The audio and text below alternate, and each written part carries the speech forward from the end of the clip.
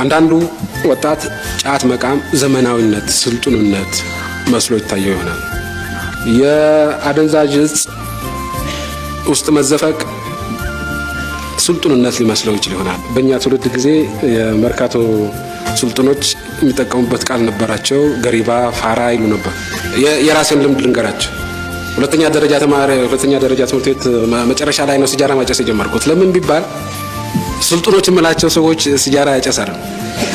እኔም ወጉ ይድረሰኝ አልኩና ጀመርኩ።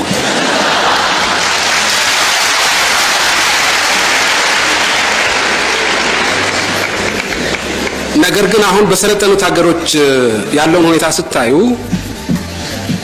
ሲጃራ የሚያጨስ ነው እንጂ ፋራ የሚባለው ገሪባ የሚባለው ሲጃራ የማያጨስ አይደለም። አሁን በሰለጠኑት ሀገሮች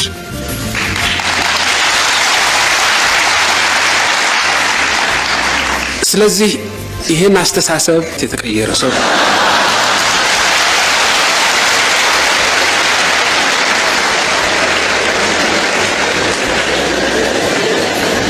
ይሄ ስልጣኔ እንዳልሆነ ማሳየት መቻል አለባቸው። አንደኛ። ሁለተኛ በዚህ ችግር ውስጥ የገቡ ሰዎች ደግፋችሁ መክራችሁ ወደ ልማት መንገድ ማምራት መቻል አለባቸው።